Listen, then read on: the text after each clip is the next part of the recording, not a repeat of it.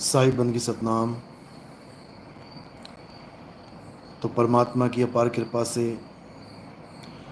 बंदी छोड़ की दया से ये मूल ज्ञान अब पूरे विश्व में फैल रहा है और बहुत से मालिक के जीव जो अज्ञानता की नींद में सोए हुए थे, अब वो जाग रहे हैं और धीरे धीरे धीरे एक ऐसी फौज तैयार हो रही है जिसके सामने आने वाले समय में कोई नहीं टिक पाएगा।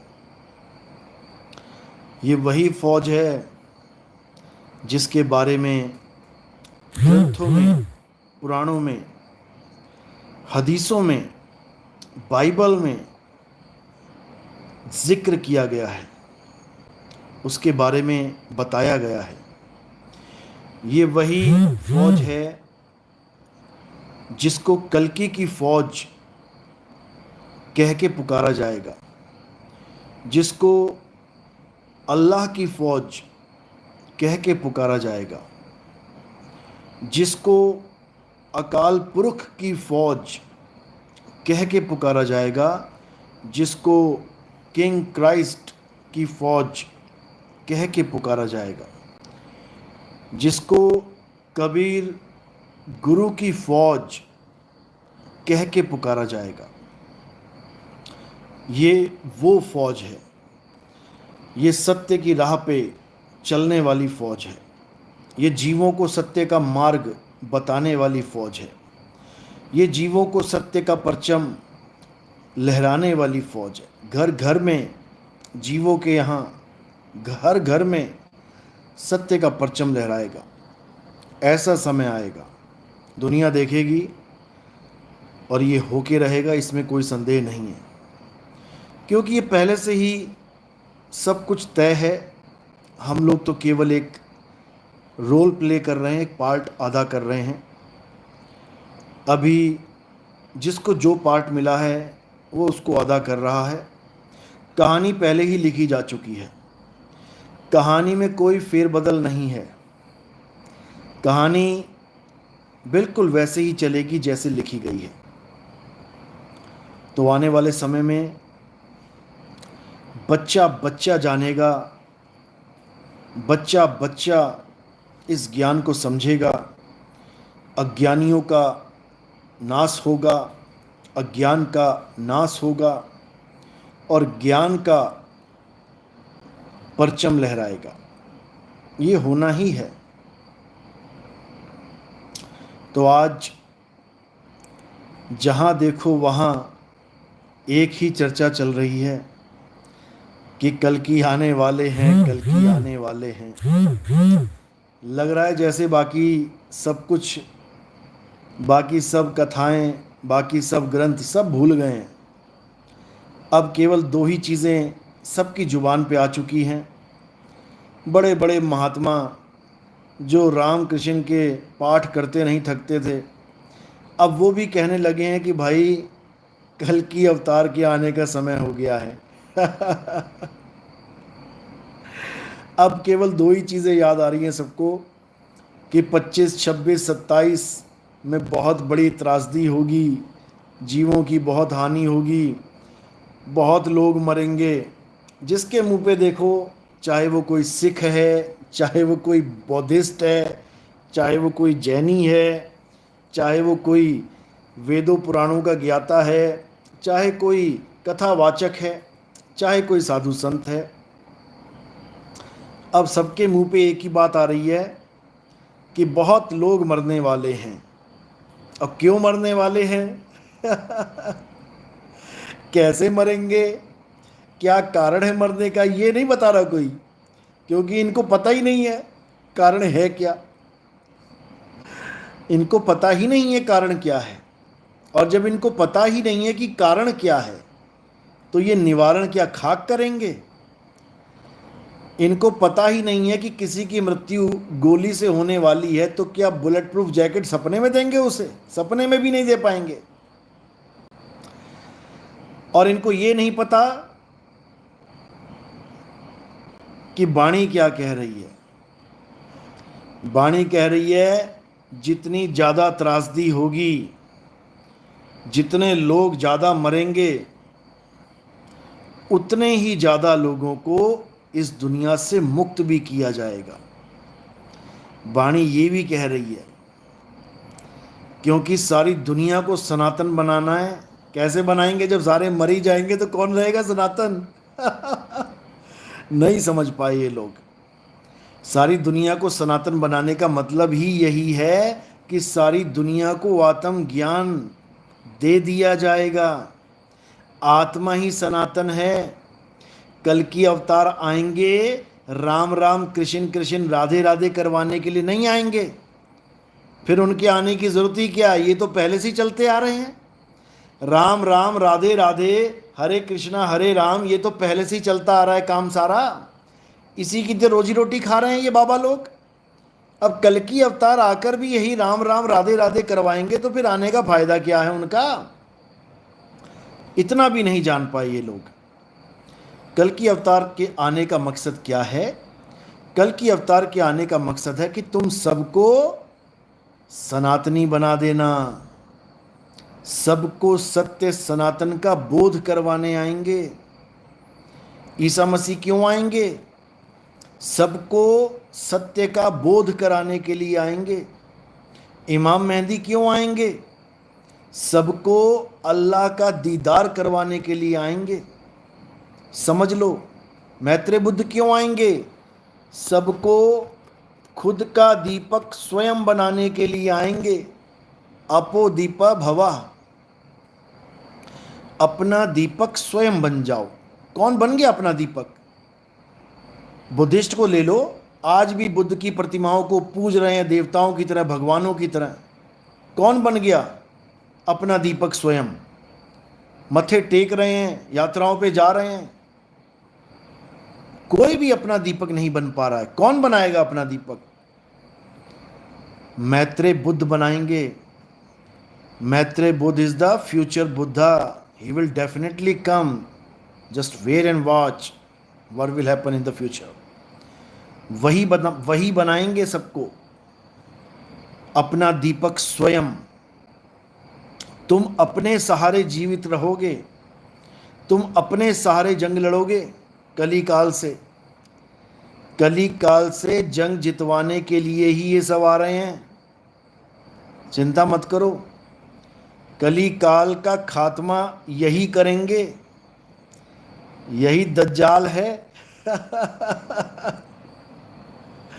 यही दज्जाल है, समझ लेना, जिसके पास दोजक का जाल है। और दोजक क्या है? मां का गर्भ ही दोजक है। समझ लो, जो मां के गर्भ में आ गया वो दोजक में आ गया। इसी को कुंभी नरक बोला है बाबा नानक ने।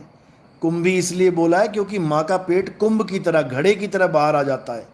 उसमें ये जीव उल्टा लटका होता है और तरह तरह की अंदर गंदगी भरी होती है। देखना कभी बच्चा पैदा होता कैसा होता है, तुम्हारी हालत खराब हो जाएगी। उस गंदगी में, उस नरक में, उस वैतरणी नदी में 9 महीने उल्टा लटक के आ रहा होता है। समझो, उस नरक का खेल खत्म कर देंगे इमाम मेहंदी। उस दोजक का खात्मा कर देंगे इमाम मेहंदी। समझ लो, चूरामन अवतार आने वाला है। चूरामन अवतार कौन है? जो मन को चूरा कर देगा, खात्मा कर देगा। जो ये बड़ा बैठा है ना, बन के बहुत बड़ा है, इसका चूरा चूरा कर देगा वो। समझ लेना। तो मालिक की कृपा तो होनी ही है, इसमें कोई शक नहीं है। कल की अवतार तो आएंगे ही आएंगे, इसमें कोई शक नहीं है। लेकिन अगर उसको कोई आदमी समझ लेगा, अगर इमाम मेहंदी को कोई इंसान समझ लेगा कि एक आदमी आएंगे वो इमाम मेहंदी होंगे, भाई वो कोई आदमी नहीं होंगे, वो कोई शरीर नहीं होंगे।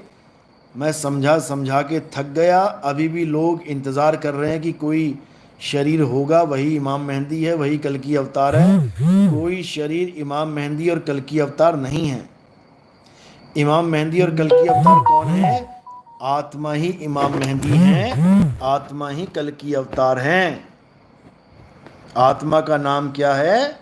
मोहम्मद।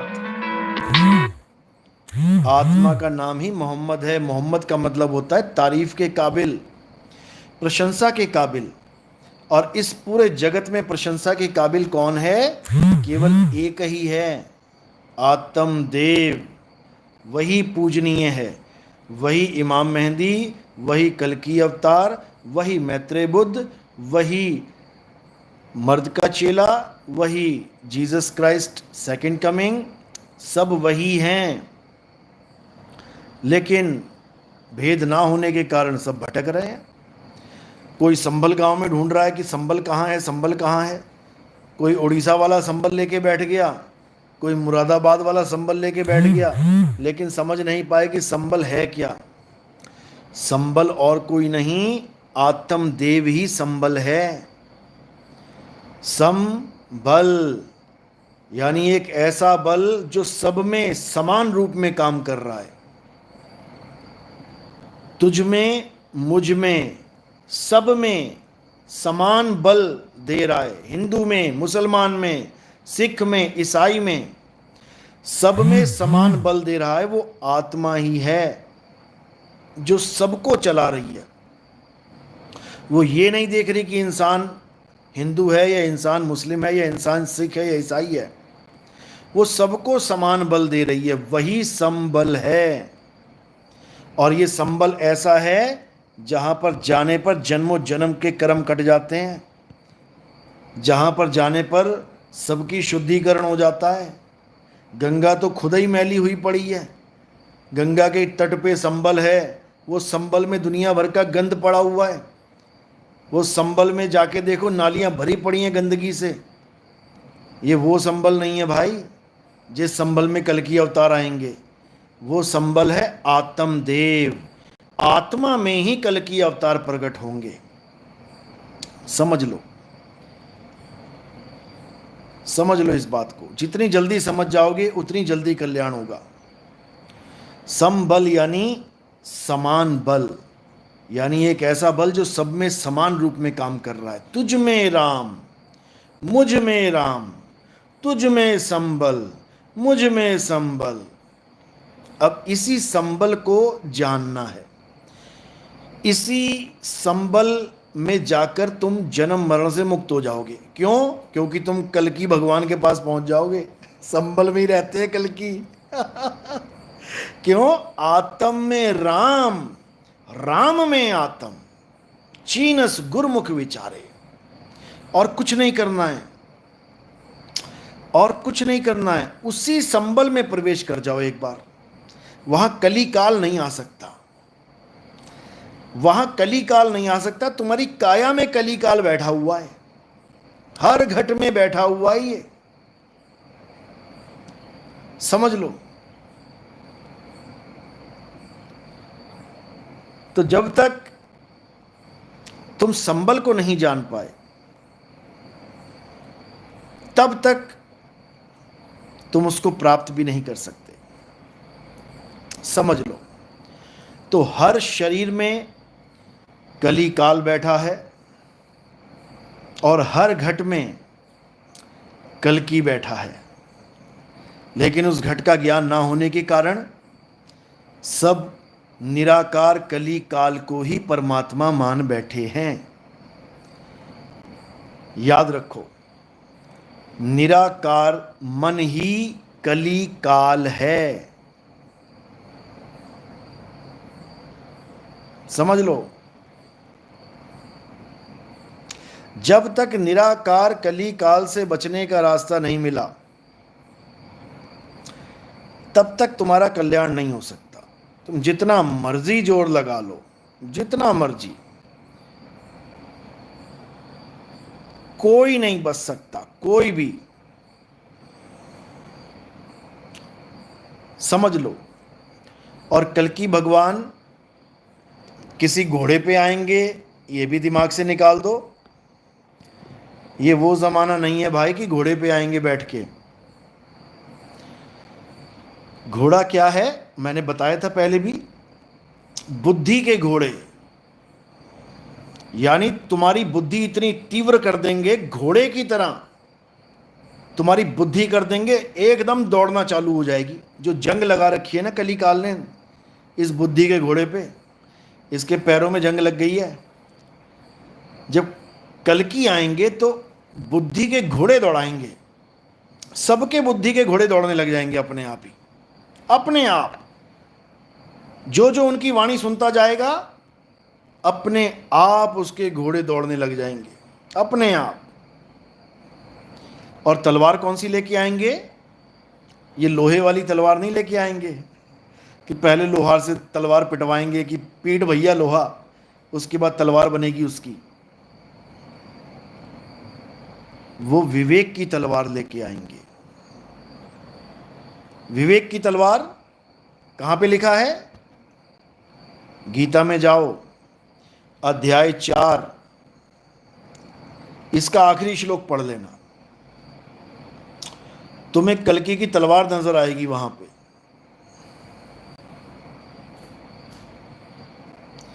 वहां तुम्हें कल्कि की तलवार नजर आएगी, तुम्हें समझ में आ जाएगा कौन सी तलवार लेके आएंगे। उसके बाद तुम ये कभी नहीं सोचोगे कि कोई घोड़ा या कोई तलवार लेके कल्कि अवतार आएंगे। समझ लो।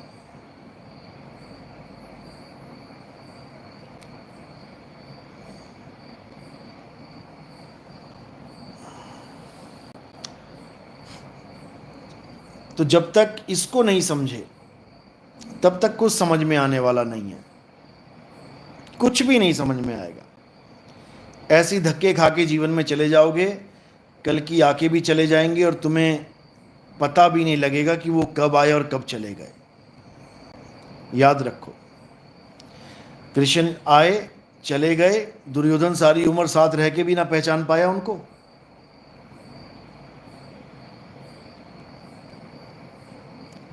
समझो।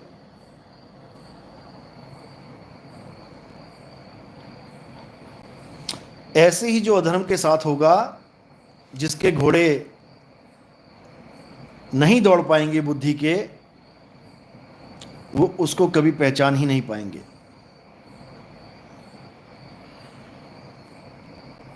समझो।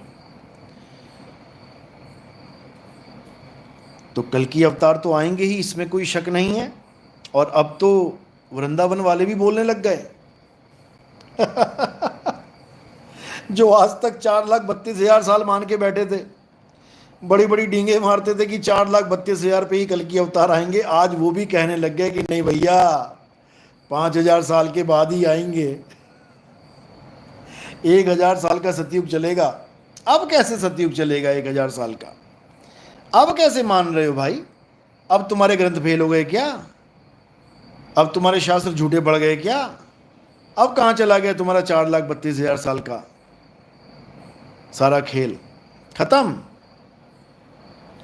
अरे ये कौन रामपाल का चेला आ गया? ये केविन, संत रामपाल जी महाराज भगवान है, तभी तो जेल में बैठे हैं भगवान।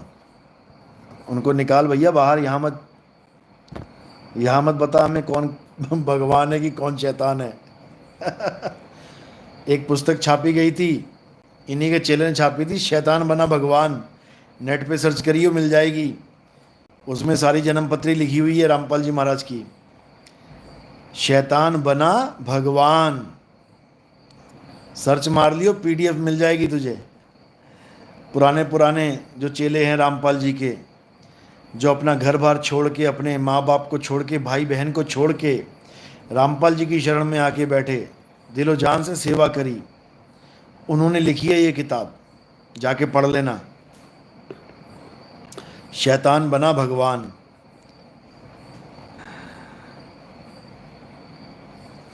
और देखो इतना शातिर है ये, इतना शातिर आदमी है, क्या बताया जाए तुम्हें। और इसके चेले इतने शातिर हैं, अभी आने वाली 15 तारीख को इनका सबका खेल ख़त्म कर दिया जाएगा। जो हमारी वीडियो एक बार सुन लेगा, नया भगत जो इनके सत्संग से प्रभावित हो रहा होगा, जो इनके ज्ञान से प्रभावित हो रहा होगा, एक बार अगर वो सत्संग सुन लेगा जो 15 अगस्त को आने वाला है, क्योंकि आज़ादी का दिवस है, तो इन लोगों की भी आज़ादी का कोई ना कोई इंतजाम तो करना ही चाहिए, आखिर ये भी मालिक के जीव हैं। जो एक बार उस सत्संग को सुन लेगा वो दोबारा कभी जीवन में रामपाल का नाम नहीं लेगा। ऐसा सत्संग, ऐसा विवेक दे देंगे लोगों को। इंतजार करो बस।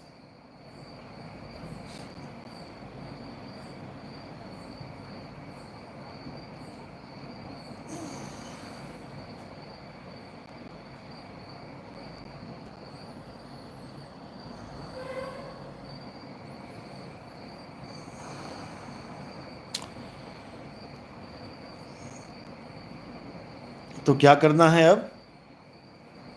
अब अच्छे से समझ लेना है कि समय तो आना ही है और खात्मा भी होना ही है, लेकिन जो कल्कि की शरण में, निकलंक अवतार की शरण में आता जाएगा वो अमर होता जाएगा।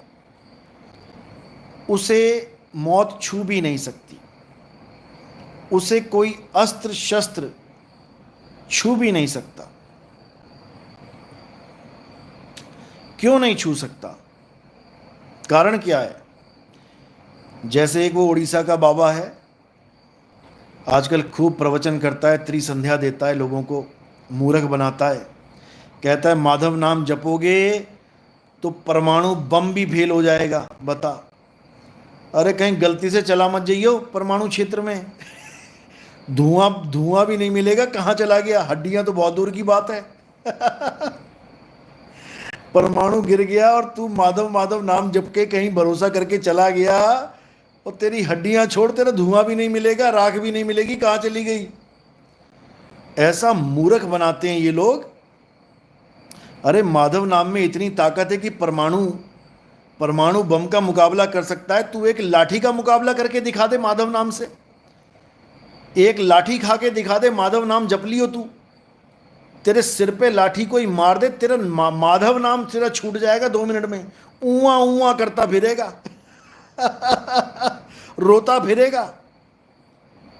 लोगों को माधव नाम से जोड़ रहा है कि माधव माधव जपो तो परमाणु बम भी तुम्हारे ऊपर गिर जाएगा, तुम बच जाओगे। निकम्मे निकम्मे, सुधर जा, सुधर जा, बता रहा हूं मैं।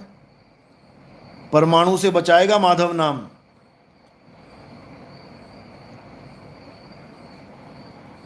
ऐसे निकम्मे बैठ गए हैं, कल्कि अवतार करके अपने लड़के को कल्कि बताता है कि मेरा लड़का कल्कि अवतार है, और खुद विष्णु यश बना बैठा हुआ है। ऐसा निकम्मा है ये। और नाम देता है माधव, माधव जपने को। माधव क्यों देता है? इसके गुरु का नाम माधव है, और इसके गुरु ने, क्या बताऊं मैं, 90-95 औरतों से शादी कर रखी है इसके गुरु ने। 90-95 औरतों को एक जगह पे रख रखा है इसके गुरु ने। मर गया, अब 108 पूरा करना चाहता था 108 औरतों के साथ संबंध बनाना चाहता था, लेकिन पहले ही खिसक गया, पहले ही निकल गया संसार से। 108 पूरे नहीं कर पाया। बताओ, लोग 108 माला जपते हैं, ये 108 औरतों के साथ शादी करने का ख्वाब लेके बैठा हुआ था इसका गुरु। इतना बुरा हाल है। अब बेचारी भिखारिन की तरह जिंदगी जी रही हैं। छोड़ के चला गया, गुरु तो गया, मर गया, और चेले ने भी साथ छोड़ दिया। चेला पैसे इकट्ठे करने में लगा है गुरु के नाम पे, अब देख रेख नहीं करता किसी की भी, वहां पे छोड़ दिया सबको। भिखारियों की जिंदगी होगी उन बेचारी औरतों की। इतना बुरा हाल है। तो भैया किसी नाम के सहारे मत रहना कि हरे कृष्णा जप लूंगा तो काल भगवान से बच जाऊंगा, राम राम जप लूंगा तो बच जाऊंगा, माधव माधव जप लूंगा तो बच जाऊंगा। कोई नहीं बचने वाला किसी नाम से। किसी भी 52 अक्षरी नाम से, 52 अक्षरी शब्द से कोई बचने वाला नहीं है। समझ लो। किससे बचोगे? कबीर साहब समझा रहे हैं, बचना चाहो काल जाल से, इस दज्जाल से बचना चाहते हो, इस काल भगवान से बचना चाहते हो, इस कली काल से बचना चाहते हो, तो क्या करना है? बचना चाहो काल जाल से, चीनो शब्द हमारा, और कहें कबीर अमर कर राखूं, जो निज होए हमारा। कहते हैं अमर करके रखूंगा उसको मैं, जो निज होए हमारा, जो 100% मेरा हो जाएगा। और मेरा कौन होगा? जो काया से परे हो जाएगा। शब्द न बिन से देही, कहें कबीर हम शब्द सनेही। हम शब्द के सनेही हैं। स्नेह यानी प्रेम करते हैं। हम किसको प्रेम करते हैं? हम आत्मा को, आत्म तत्व को प्रेम करते हैं। हम काया से प्रेम नहीं करते। काया का खेल ही नहीं है यहां पे, समझ लो। मंजीत कौर गुरुजी, गुरबाणी सुननी चाहिए बिल्कुल। पावन अक्षर लोक त्रय, सब कुछ इन्हीं माही, ये आखर खिर जाएंगे, वो आखर इनमें नाही। चाहे तुम वाहिगुरु वाहिगुरु जप लो, चाहे तुम माधव माधव जप लो, चाहे तुम राम राम जप लो, चाहे तुम अल्लाह अल्लाह कर लो, चाहे तुम कोई भी नाम जप लो 52 अक्षर से निर्मित, मारे जाओ। 101% मारे जाओगे, नहीं बचने वाले, समझ लो।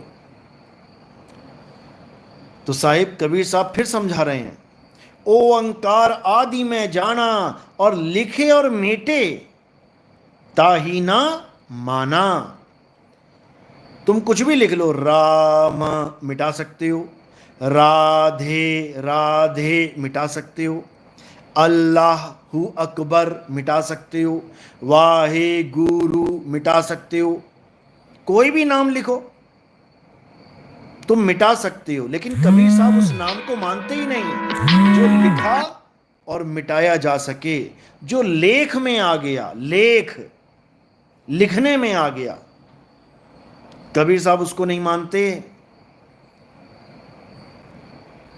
उसको नहीं मानते कबीर साहब। साहिब समझा रहे हैं, कोटि नाम संसार में, करोड़ों नाम संसार में हैं। कौन से नाम है ये?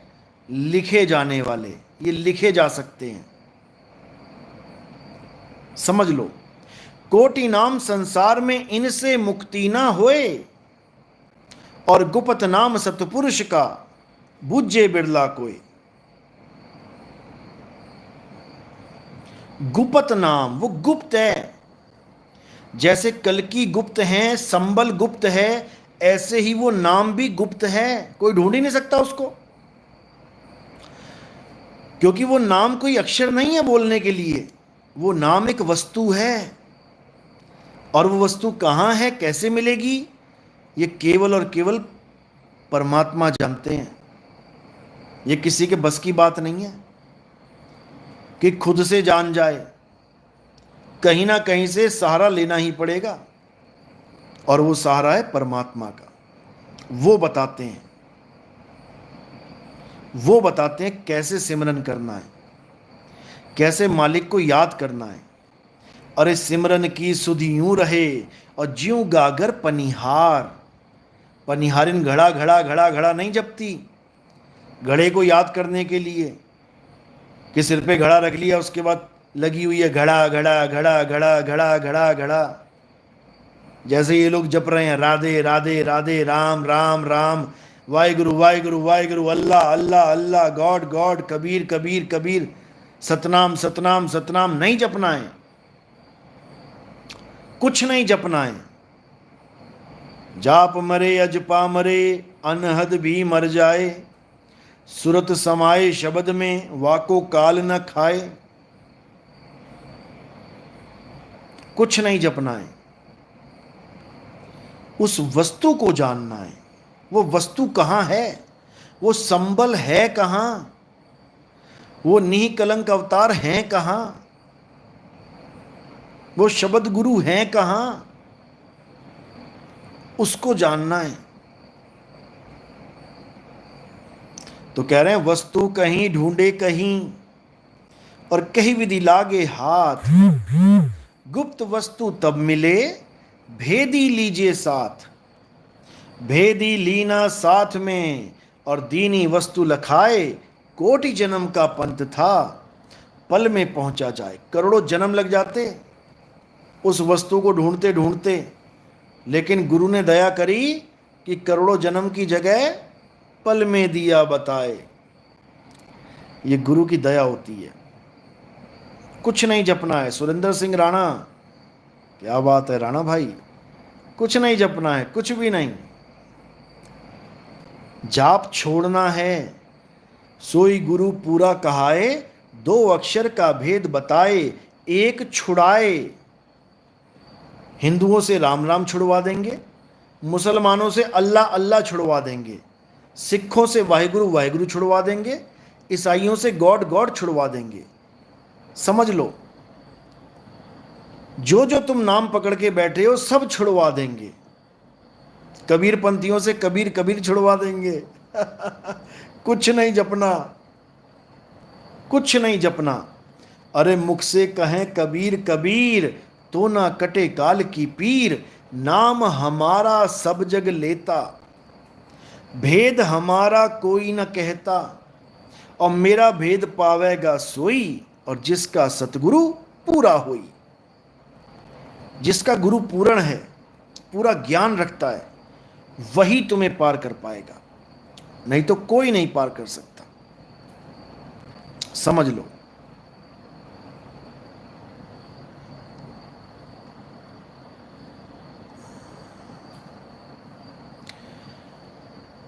तो इसीलिए मैं बार बार समझाता हूं कि सत्य को जानो, सत्य को जानो। सत्य ही साहिब है। केवल सत साहिब करने से बात नहीं बनेगी। सत्य को जानो, केवल साहिब साहिब करने से बात नहीं बनेगी कि साहिब बंदगी साहिब, साहिब बंदगी साहिब, साहिब बंदगी साहिब। पूरा दिन यही करते रहते हैं कबीरपंथी। बस एक ही रट्टा लगा रखा, साहिब बंदगी साहिब, साहिब बंद। इससे क्या हो जाएगा? अरे साहिब साहिब सब कहें, मोहे अंदेशा और साहिब से परिचय नहीं, और बैठोगे किस ठौर। साहिब बंदगी बोलने से कुछ नहीं होता, वो साहिब से परिचय करना पड़ेगा कि साहिब है क्या। समझ लो।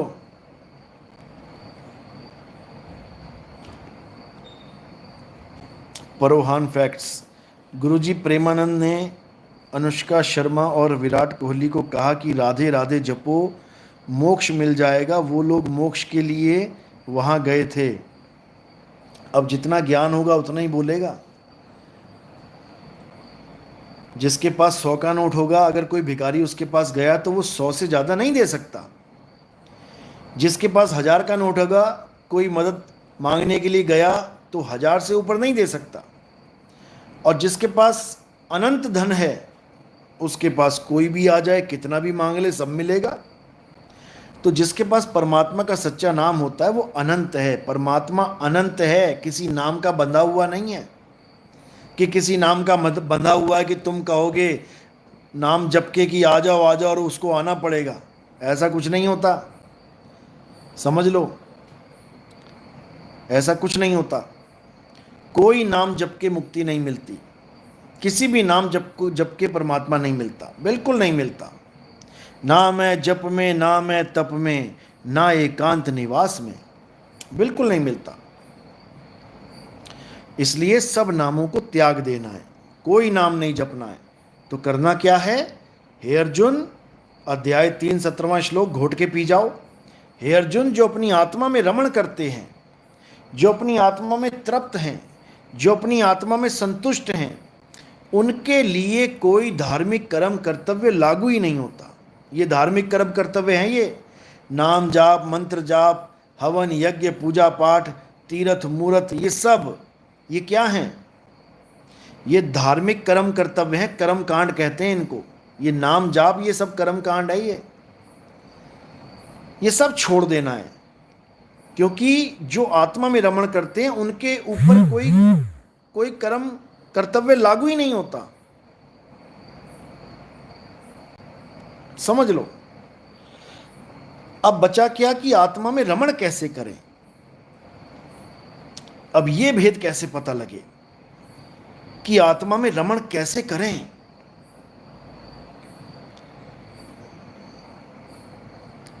उसका एक ही जरिया है, गुरु की शरण में जाना। अध्याय 4 34वां श्लोक। हे अर्जुन, जो सत्य को जानना चाहते हैं वो क्या करें? तत्वदर्शी संत की शरण में जाएं। तत्वदर्शी का मतलब समझ लो क्या होता है। जैसे सूक्ष्मदर्शी, दूरदर्शी। सूक्ष्मदर्शी का मतलब माइक्रोस्कोप, यानी सूक्ष्म शरीरों को दिखाने वाला, और दूरदर्शी यानी टेलीस्कोप, दूर की चीजों को पास करके दिखाने वाला। बिल्कुल उसी प्रकार तत्वदर्शी यानी तत्व का दर्शन कराने वाला। अब कौन कौन से तत्व हैं जिसका दर्शन वो करवाएगा? दो प्रकार के तत्व हैं, एक असत्य तत्व और एक सत्य तत्व। असत्य तत्व क्या है? जो तत्व जन्मता और मर जाता है, जो पल पल बदलता है, जो सदा एक सा नहीं रहता, वो असत्य तत्व है। और सत्य तत्व क्या है? जो जन्मता और मरता नहीं है, जो सदा एक सा रहता है, वो कभी बदलता नहीं है। वो क्या है? आत्मा ही सत्य तत्व है। ये आपको कहाँ मिलेगा सत्य और असत्य का निर्णय? अध्याय 2 16वां श्लोक। घोट के पी जाओ, घोट के।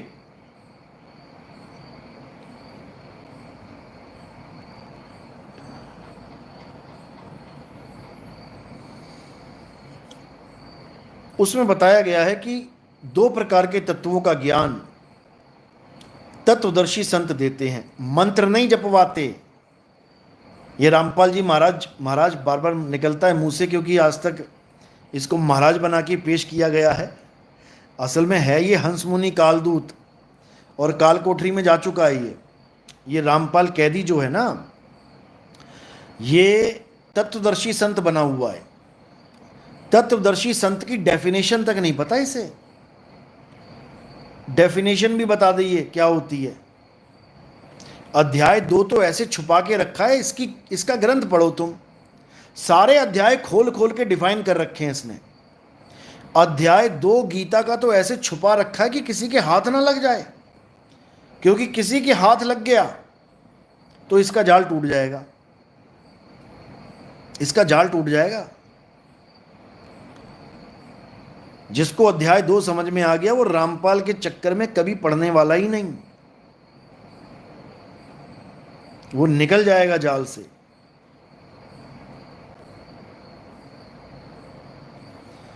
जसवीर दास, हाँ जसवीर दास पहले रामपाल जी के ही शिष्य थे।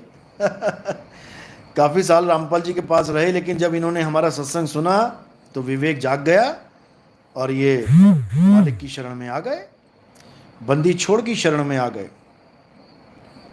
हजारों हैं, हजारों, किस किस का नाम लें, हजारों लोग, और बहुत जल्दी समय में लाखों हो जाएंगे। बस देखते जाओ। इसका खेल तो खत्म है, हंस मुनि कालदूत का खेल तो खत्म है। 15 को तो क्लियर कर देंगे, इसका खेल ही खत्म हो जाएगा। पेड़ काटेंगे नहीं, जड़ से उखाड़ देंगे, चिंता मत करो। जितेंद्र, जय सतनाम, जय सतनाम।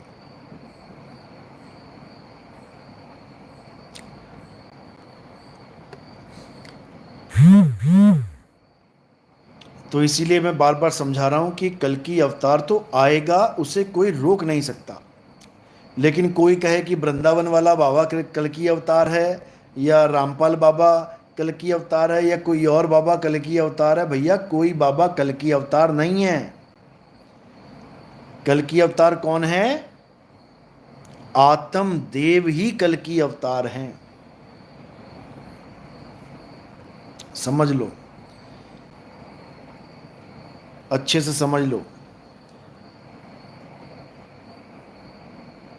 कल की अवतार ना तो कभी जन्म लेंगे और ना ही कभी उनकी मृत्यु होगी।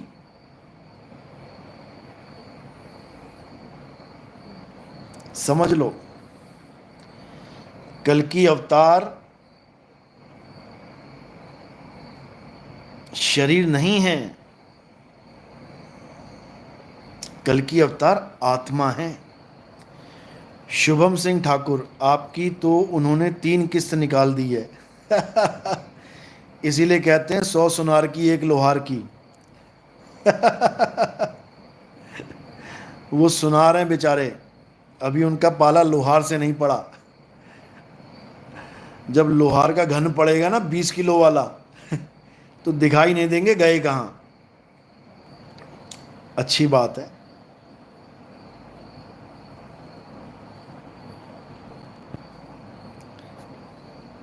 चौथी किस्त तक तो उनको पहुंचने नहीं देंगे, चिंता मत कर, उससे पहले ही निपटारा कर देंगे उसका।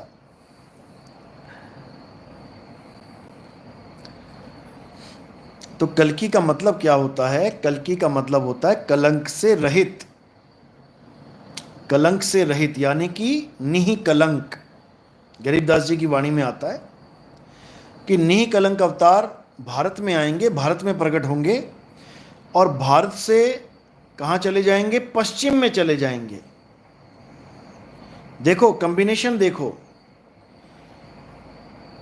गरीबदास जी की वाणी में आता है कि कल्कि अवतार यानी निःकलंक अवतार भारत में आएंगे। इसको जम्बू द्वीप भी बोला गया है। जम्बू द्वीप के दक्षिणी पार्ट में बोला गया है, दक्षिण से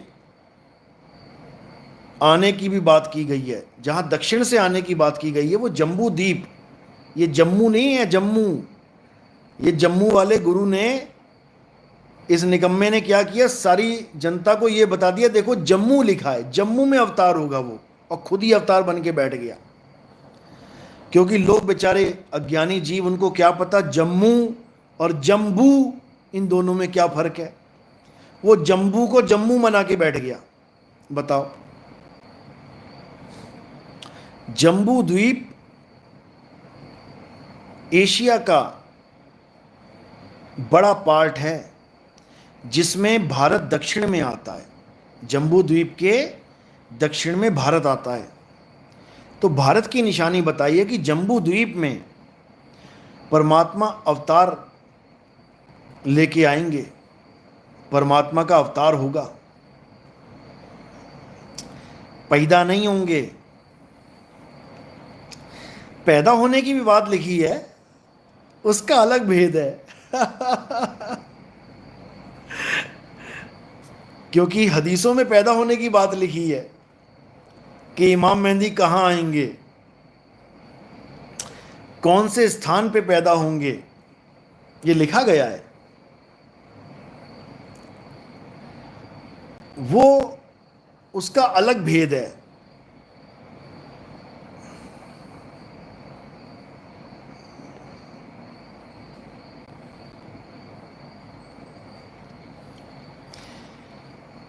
हिजास में पैदा होंगे, हिजास। अब हिजास जो भेद है, हिजास, इसमें सारी कहानी समझ में आ जाएगी।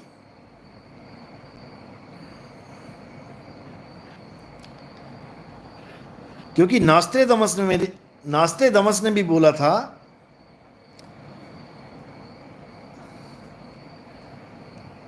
कि जो सारी दुनिया को रास्ता दिखाने वाला आएगा, शायर ने बोला उसको, वो भारत में ही आएगा।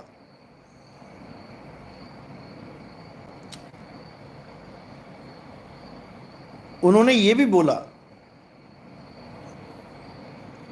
कि जहां वो पैदा होगा 3 तरफ से वो जगह पानी से घिरी होगी। बिल्कुल बोला, इसमें कोई शक नहीं है। लेकिन लोग उसको कुछ और समझ बैठे। कुछ लोग उसको ये समझ बैठे कि वो पानी के निशान हैं जो जन्म कुंडलियों में होते हैं, वो उसको मान के बैठ गए। लेकिन हदीसों के हिजाज में और नास्ट्रेदमस की भविष्यवाणी में वो दोनों एक ही चीज़ है, वो दोनों एक ही जगह है। जब आने वाले सत्संगों में खोलेंगे ना इसको पूरा, तब समझ में आएगा।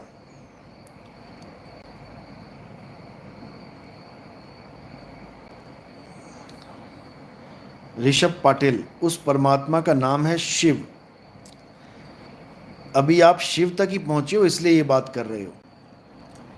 जब आपको शिव से आगे का ज्ञान मिलेगा तब आपको समझ में आएगा कि वो शिव भी नहीं है। अभी नहीं समझ में आएगा।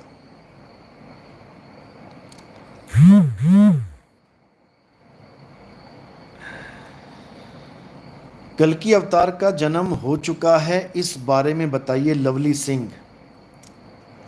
मतलब पूरी रामायण मैंने गा दी और अभी आपको यही नहीं समझ में आ रहा है कि सीता और राम जी का रिश्ता क्या है।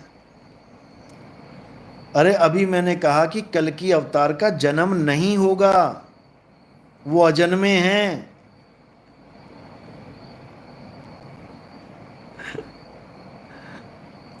वो अजन्मे हैं, वो प्रकट होंगे।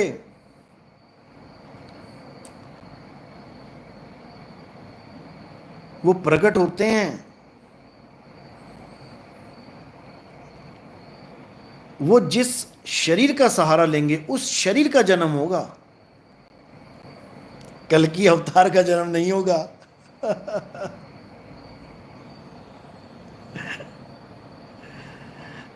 जिस शरीर का सहारा लेके ज्ञान सारे संसार में फैलेगा, उस शरीर का जन्म होगा, उस शरीर की मृत्यु होगी।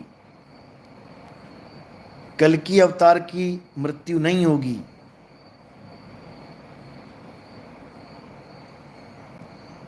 समझो।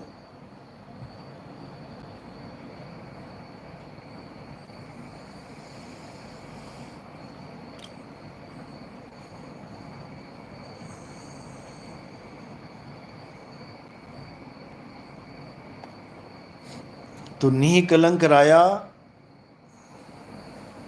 ये किसी किसी को समझ में आया, ये सबके समझ की बात नहीं है।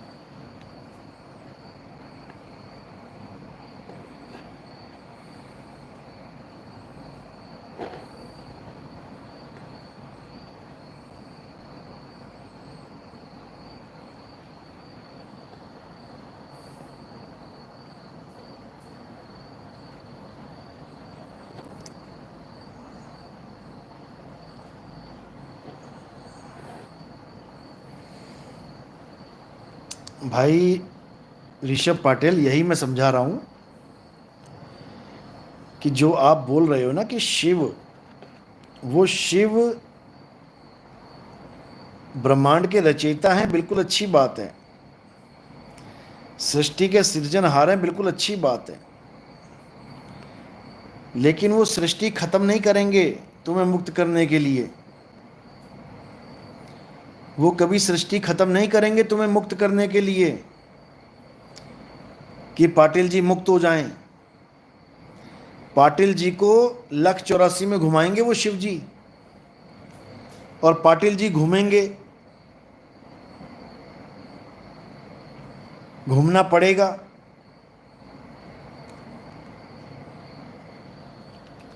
पाटिल जी को 84 में घुमाएंगे वो, जिसकी पाटिल जी महिमा गा रहे हो।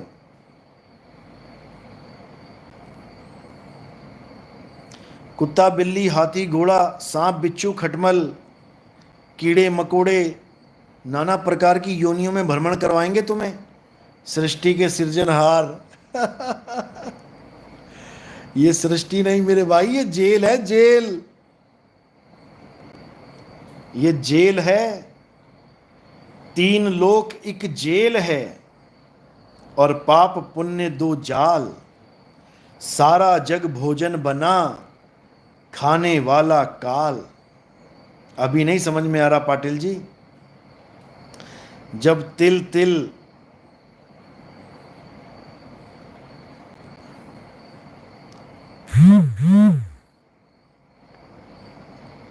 तरसोगे कि कहां फंस गया। जब हिरण बन के पानी में जाओगे पानी पीने के लिए, गला गीला करने के लिए, और मगरमच्छ पानी में छुपा बैठा होगा गर्दन दबोचने के लिए, तब पाटिल जी ये शिव याद आएगा आपको कि हे प्रभु, ये दुनिया क्यों बना दी, ये कहां फंसा दिया। एक घूंट पानी पीने के लिए मगरमच्छ से मुकाबला करवा दिया। अभी तो घर में आरओ का टोटी मरोड़ी पानी गिलास पी लिया फट से, फ्रिज में 10 लीटर पानी सेव करके रख लिया, ठंडा ठंडा पानी पी लिया, अभी तो मौज लगी है। अभी इंसान जन्म मिला है ना, मौज लगी है, अभी इसको बीतने दो। फिर पता लगेगा। अरे छोटा सलमान भाई, अल्लाह अकबर, इतने मैसेज मत करो कि सबके मैसेज पीछे रह जाए, तुम ही चमक जाओ केवल। तुम्हारा एक बार भी भेजा हुआ मैसेज दिखाई दे जाता है। अभी तो चश्मा भी नहीं लगा हमें, सब दिख रहा है।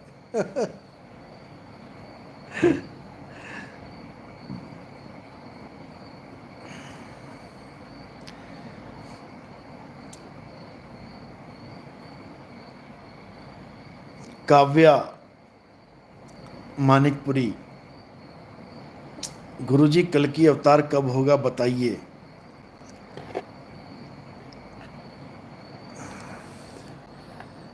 अरे कल की अवतार हो चुका है, बिगुल बच चुका है, फौज तैयार हो रही है उनकी, अभी भी नहीं समझ में आ रहा है।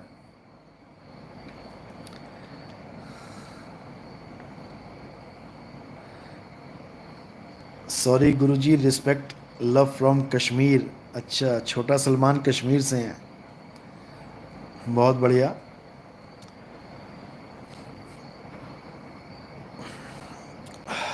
गुरुजी मेरे बारे में बताओ, मत ही पूछा करो मुझसे, मेरे बारे में बताओ, मेरा भविष्य बताओ। मुझे सबका एक ही भविष्य दिखाई देता है। कब्रिस्तान में लाशें पड़ी हुई हैं जलने के लिए, दबने के लिए, फना होने के लिए, और तुम पड़े हो यहाँ पे दुकान मकान बनाने के लिए, भविष्य पूछने के लिए। मत पूछा करो, सबका भविष्य एक ही है।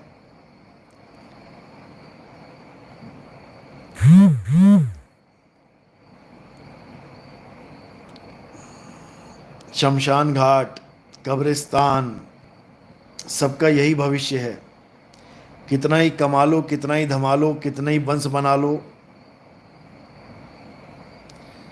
कुछ भी कर लो, शमशान घाट तुम्हारा इंतजार कर रहा है।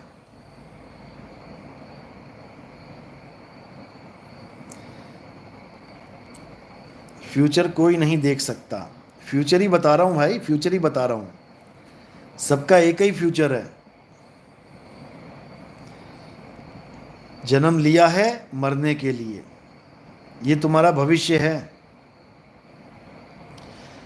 जन्म और मृत्यु के बीच में तुम जो मर्जी कर लो, खा लो पी लो, बकरा आज़ाद है।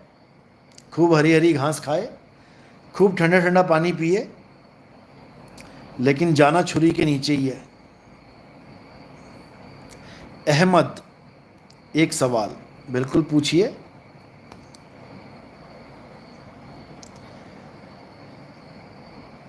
लिबरेशन ऑफ सोल, हम तो अजन्मे हैं, बिल्कुल, इसमें कोई शक नहीं, हम सब अजन्मे हैं, लेकिन अपने आप को शरीर मान बैठे हैं, पांच तत्व की काया मान बैठे हैं, इसलिए अपने आप को जन्म मरण में पड़े हुए मान लेते हैं।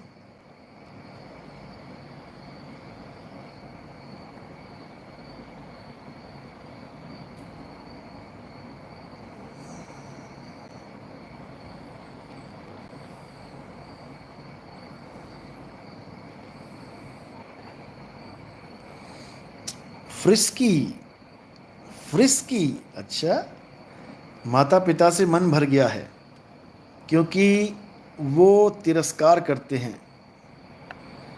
बाकी दो बड़े भाई हैं, उन्हें प्रेम करते हैं, उनके लिए सब है, मेरे लिए रोटी पर घी भी नहीं है, मुझे गलत बोलने का अधिकार नहीं है, क्या करूं, अपने मन में क्या भाव रखूं।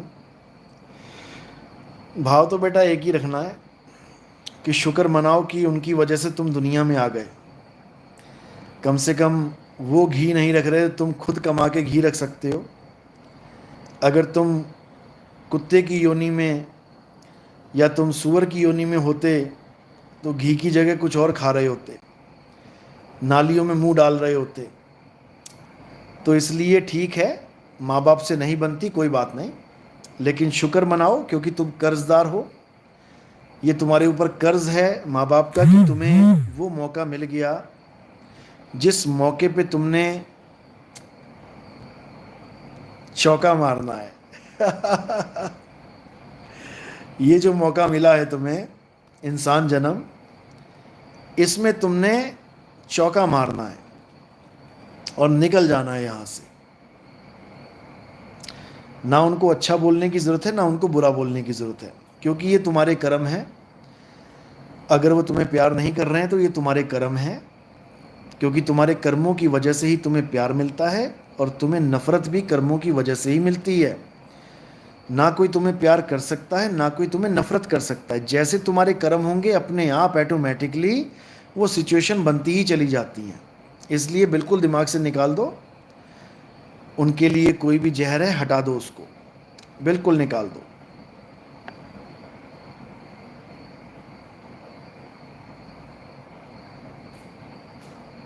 कोई बात नहीं, ऐसे बहुत से माता पिता हैं जिनके साथ नहीं बनती बच्चों की, अलग रहते हैं, अलग खाते हैं, अलग पीते हैं, कोई बात नहीं, जाने दो। माँ बाप हैं, इतना बहुत है। इंसान जन्म मिल गया उनकी वजह से, इतना बहुत है, बहुत है। तुम सारी दुनिया की दौलत उनके चरणों में रख दो तब भी तुम एक इंसान जन्म नहीं ले सकते। अनमोल जन्म मिला है उनकी वजह से, इसलिए धन्यवाद करो, प्रणाम करो और अपना काम करो।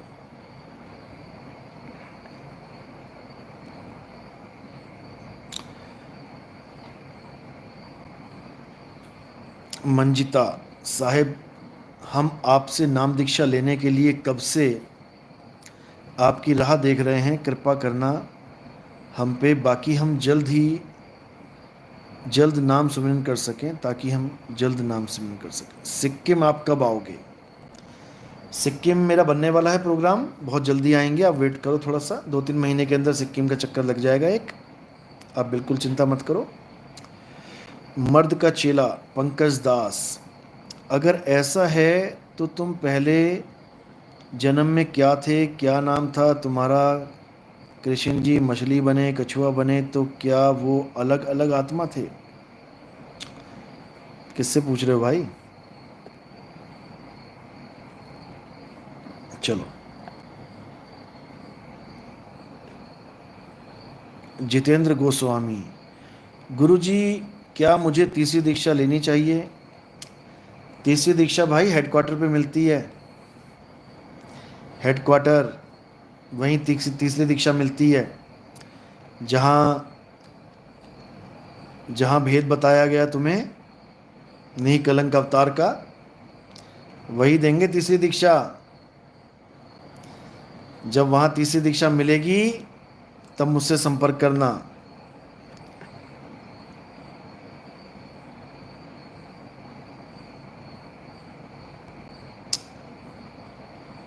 सतनाम सतनाम सतनाम। जय सतनाम। फ्रिस्की, आपने जो बोला वो याद रखूंगा मैं। प्रोत्साहन ब- उससे बड़ा प्रोत्साहन बड़ा है। मेरे साथ जो भी करे अब वो बहुत अच्छी बात है। मैं आपकी बात ही मन में बार बार दोहराऊंगा। बहुत बढ़िया, बहुत बढ़िया। देखो, मैंने पहले भी कहा है कि माता पिता का कर्ज और गुरु का कर्ज आप नहीं चुका सकते, कोई नहीं चुका सकता।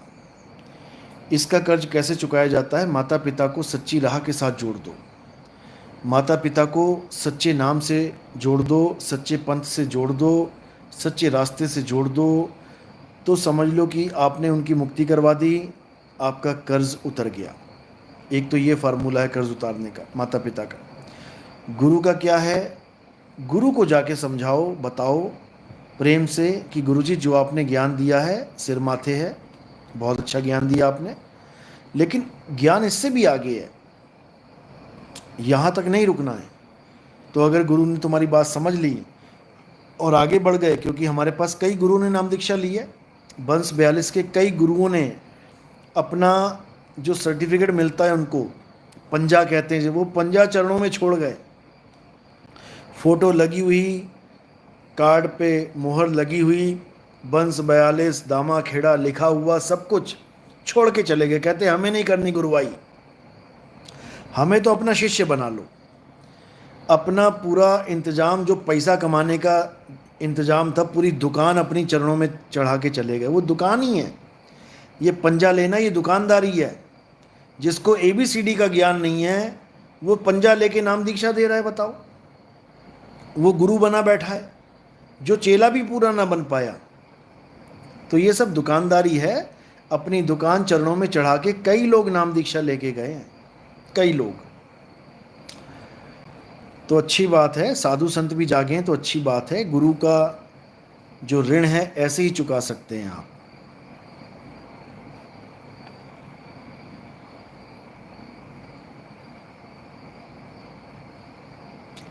ऋषभ पाटिल, फिर समझ लो बेटा, आप कह रहे हो कि गुरुजी जाते जाते एक ही बात कहूँगा, वो परम बीज सतगुरु के पास ही आपको जाना है।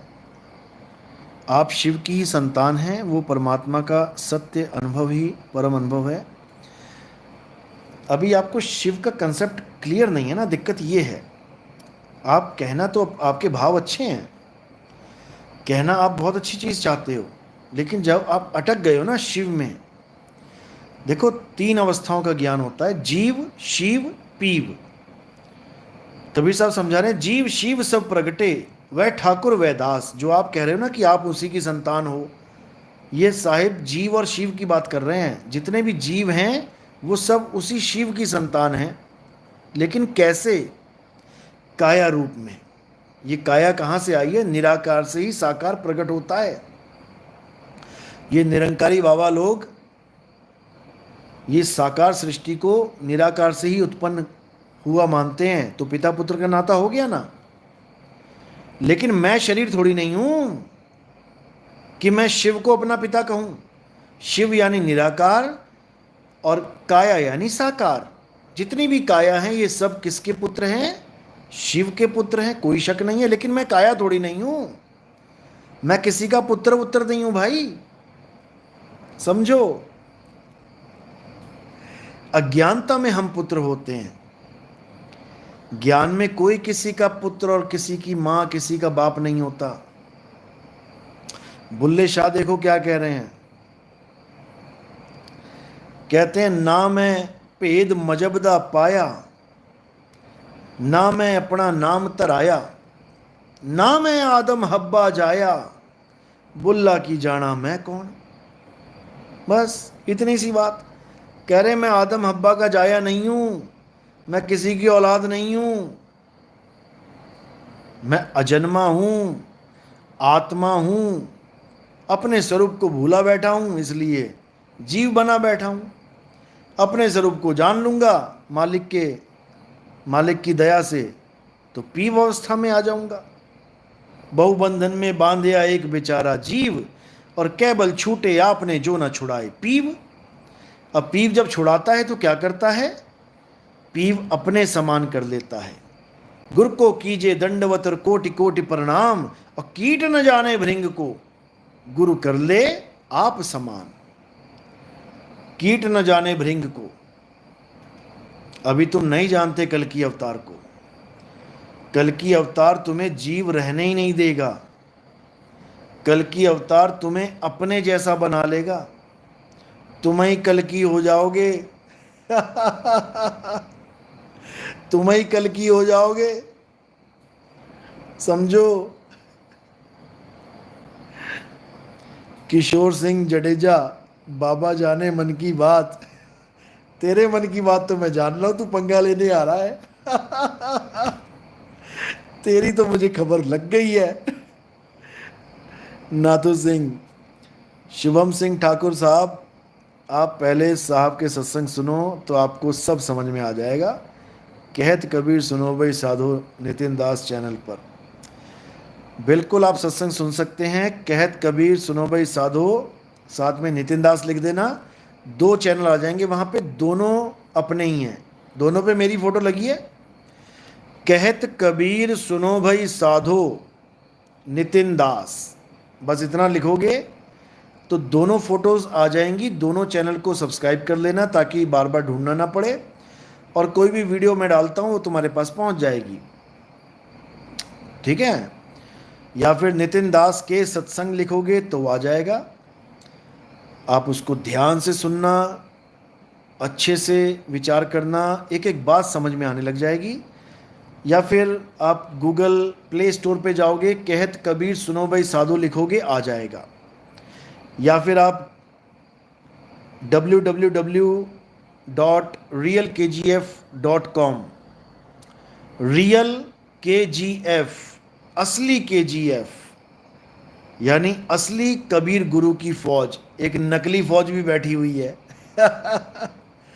ये नकली कबीरपंथी भी बैठे हुए हैं, इसलिए हमारी साइट का नाम है realkgf.com। आप उस पर जाइए, आपको सारे सत्संग मिल जाएंगे, आपको सारी जानकारी मिल जाएगी। अच्छे से ध्यान से एक एक बात को समझना, सब समझ में आने लग जाएगा। चलो, बाकी आपको जो मैंने नास्त्रेदमस की और हिजाज की बात करी है, हिजाज का मतलब होता है रुकावट। रुकावट का मतलब होता है अवरोध। हिजाज में इमाम मेहंदी आएंगे, यानी वहाँ पे रुकावट होगी। कोई अंदाज़ा लगा के बैठे हैं कि शायद वहाँ पर पहाड़ होंगे, पहाड़ों की श्रृंखला होंगी। कोई अंदाज़ा लगा के बैठा है शायद वहाँ पे रेत के टीले होंगे, बड़े बड़े रुकावट पैदा कर रहे हैं जो। लेकिन असल में वो हिजाज क्या है? वो एक बांध है, बांध। यानी जो नास्त्रेदमस ने बताया था कि 3 तरफ से पानी होगा जहाँ पर वो जन्म लेंगे। हालांकि जन्म लेंगे बोलना पड़ रहा है, लेकिन वो अजन्मे हैं, अजन्मे हैं वो। नास्त्रेदमस ने बोला था 3 तरफ से पानी होगा वहाँ पे, और हदीस में लिखा है कि वो हिजाज यानी एक बांध होगा, बंद लगा होगा, वहाँ पे रुकावट होगी। तो ये दोनों बातें कहाँ मैच होंगी? ये उस डैम पे, उस बांध पे मैच होंगी जहाँ पर 3 तरफ पानी है। तब समझ में आएगा आपको ये। और ये बोला गया है कि वो मेरे ही खानदान से होगा, मोहम्मद साहब ने ये बोला था। तो खानदान का मतलब होता है वंश। और कबीर साहब क्या कहते हैं?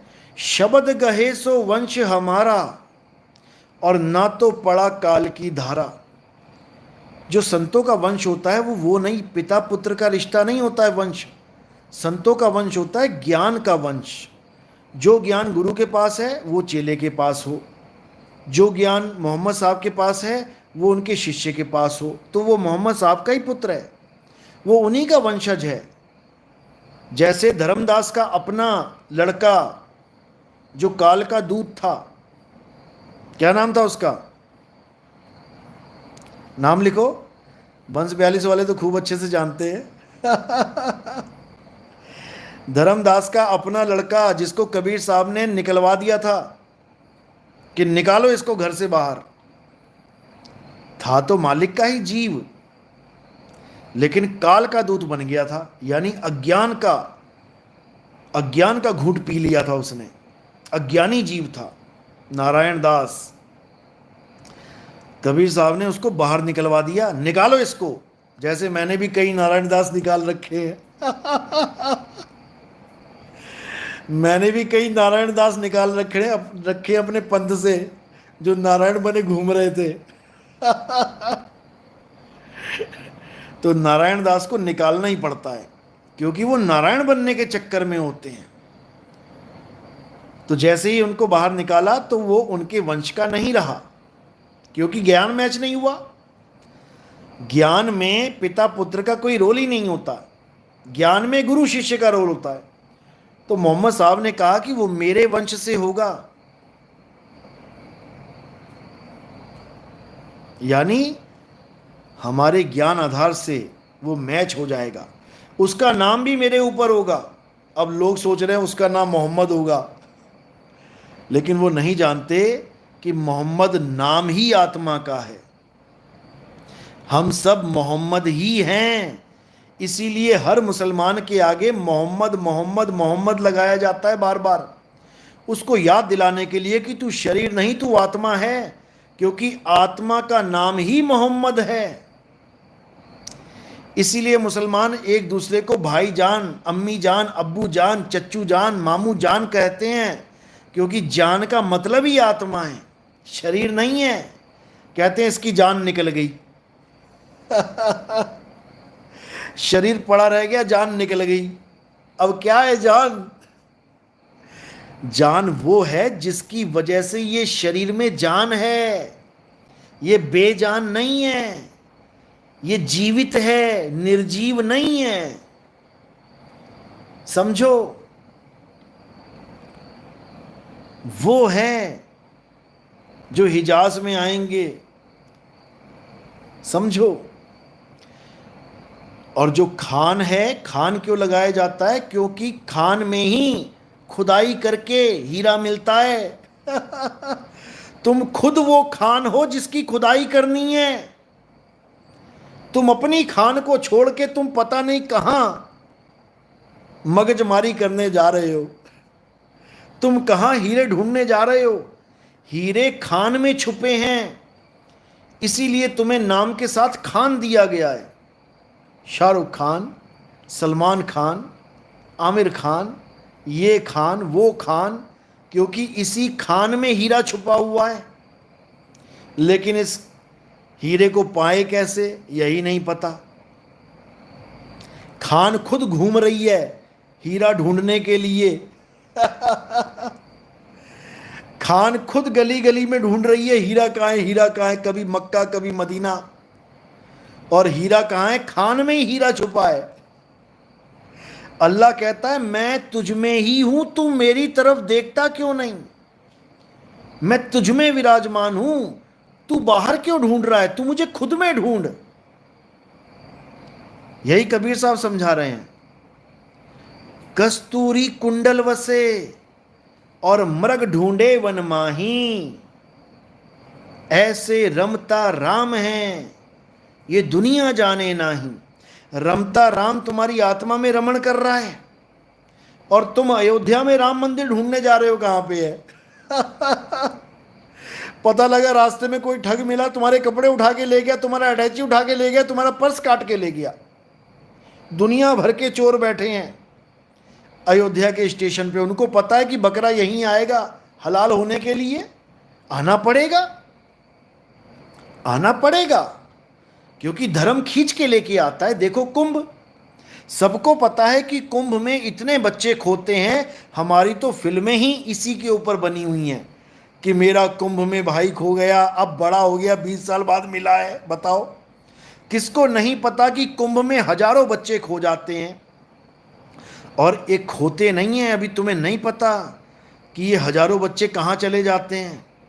अभी तुम्हें कुंभ के पीछे का खेल नहीं पता कि इतने बच्चे खो जाते हैं, मिलते क्यों नहीं है ये, समझे। जवान जवान निकल जाते हैं, खो जाते हैं कुंभ में, कभी ना मिलते वापस। सब कुछ पता होते हुए भी कि हमारा बच्चा खो सकता है, हमारी बहनें खो सकती हैं, हमारी बेटी खो सकती है, फिर भी लोग जा रहे हैं। क्यों? क्योंकि पता है बकरा हलाल होने के लिए आएगा ही आएगा, क्योंकि उसको पता ही नहीं है कि उसकी आत्मा में परमात्मा बैठा है। आना पड़ेगा उसको गंगा के घाट पे। उसको पता लग जाए कि मेरी आत्मा में परमात्मा का वास है, बताओ वो क्यों जाएगा? कहीं कहीं नहीं जाएगा। अरे ना कहीं आना ना कहीं जाना, आपे में आप समाना, खुद में समाना है तुम्हें। यही गीता समझा रही है। जो अपनी आत्मा में रमण करता है, ये रमण रेती में रमण नहीं करना जाके कि वृंदावन में रमण रेती में तुम रेत में डोल रहे हो, रेत में घूम रहे हो, रेत में लौट रहे हो। रेत में लौटना किसका काम है? तुम घर के बाहर एक ट्राली रेत गिरवा लेना, तुम्हें लग जाएगा पता कौन कौन आके लौट रहा है। सबसे पहले कुत्ते आएंगे और उस रेत को खोदेंगे, क्योंकि बाहर गर्मी है, रेत खोद के नीचे ठंडक मिलेगी, घुस जाएंगे रेत में। उसको कहते हैं रेत में रमण करना। तुम थोड़ी नहीं करोगे रेत में रमण, तुम करोगे, तुम आत्मा में रमण करो। अध्याय 3 17वां श्लोक। हे अर्जुन, जो अपनी आत्मा में रमण करते हैं, रेत में रमण नहीं करते, आत्मा में रमण करते हैं, उनके लिए कोई धार्मिक कर्म कर्तव्य लागू ही नहीं होता। उनको किसी मंदिर में जाने की जरूरत नहीं, उनको किसी मस्जिद में जाने की जरूरत नहीं, उनको किसी गुरुद्वारे में जाने की जरूरत नहीं, उनको किसी चर्च में जाने की जरूरत नहीं। उनके घट में ही परमात्मा विराजमान है। गुरबाणी कह रही है, हृदय नाम ध्याओ और घर बैठे गुरु पाओ। घर बैठे गुरु मिल जाएगा तुम्हें, लेकिन तुम्हें पता ही नहीं है कि घर है कहां। तुम्हें अपना घर ही नहीं पता। घर माही घर दिखावे। घर में घर दिखाने की बात करी है, समझो।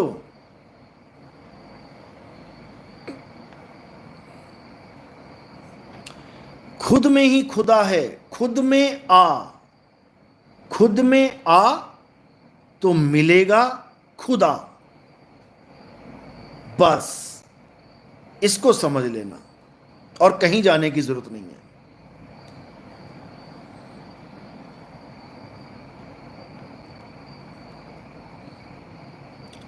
तो इन नकली कल्कि अवतारों का अब आगे से आगे, क्योंकि देखो नकली भगवान होता है तो नकली भगत भी होता है।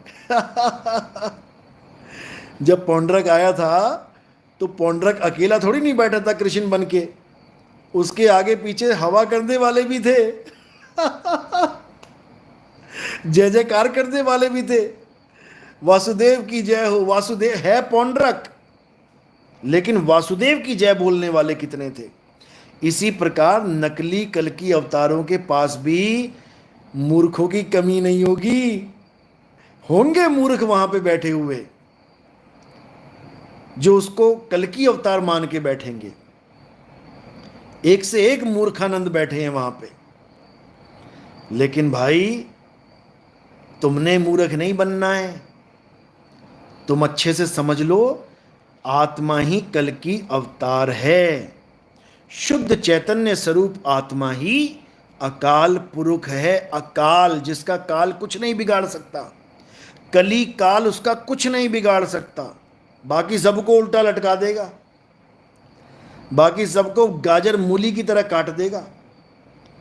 लेकिन आत्मदेव को नैनम छिंदंती शस्त्राणी, नैनम दहति पावका, न चैनम क्लोदंतापे, न शोषति मारुता। उसका कोई कुछ नहीं बिगाड़ सकता, कोई भी नहीं। समझे? घर में घर दिखाए, सो सतगुरु पुरख सुजान।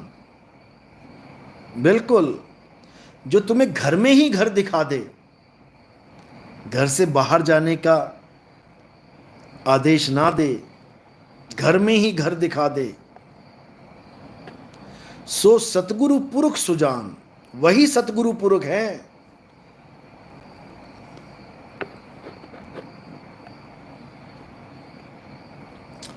चलो 1 घंटा 20 मिनट हो गया भाई, ठीक है, अब कल मिलेंगे। साहिब बंदगी सतनाम, जय सतनाम, जय सतनाम, जय सतनाम। और जो पर्चे मैंने बताया था जन्माष्टमी में जो पर्चे बांटने हैं, वो दरवाजे पे खड़े होके मत बांटने लग जाना कि मंदिर के दरवाजे पे खड़े हो गए।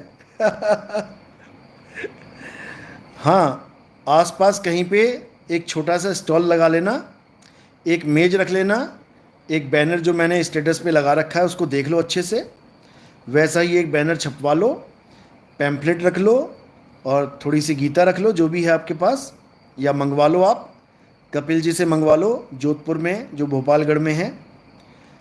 कपिल जी का नंबर मैं डिस्क्रिप्शन में डाल दूंगा, या फिर मुझे मैसेज कर देना 9256111007। तो आप मुझे मैसेज कर देना, उनका नंबर मिल जाएगा आपको, गीता मंगा सकते हैं आप।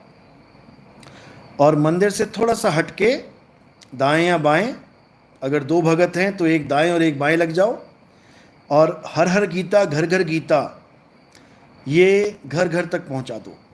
पैम्फलेट बांटो ज़्यादा, पैम्फलेट में स्कैनर है, जो भी स्कैनर पैम्फलेट लेता है उसको स्कैन करवाओ, स्कैन करके सब्सक्राइब करवाओ, ताकि कोई ना कोई वीडियो हमारी आती जाए वहाँ पे, क्योंकि एआई का ज़माना है, एक बार जिसने सब्सक्राइब कर लिया तो उसी से रिलेटेड वीडियोस अपने आप आती रहती हैं। तो आज नहीं तो कल, कल नहीं तो परसों, परसों नहीं तो नरसों जागेगा। लेकिन केवल पर्चा दे दोगे, पढ़ के फेंक देगा, उसका कोई फ़ायदा नहीं, एक बार में नहीं समझ में आता ये ज्ञान। तो ज़्यादा से ज़्यादा सब्सक्राइब करवाना है, लोगों को सब्सक्राइब करवाओ।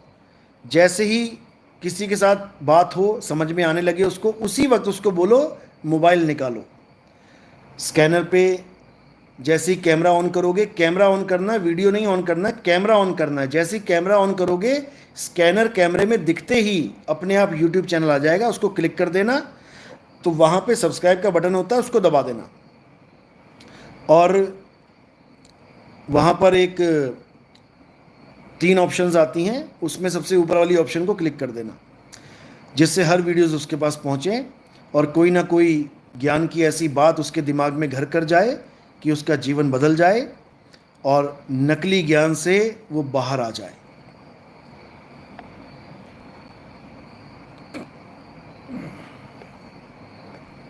चलो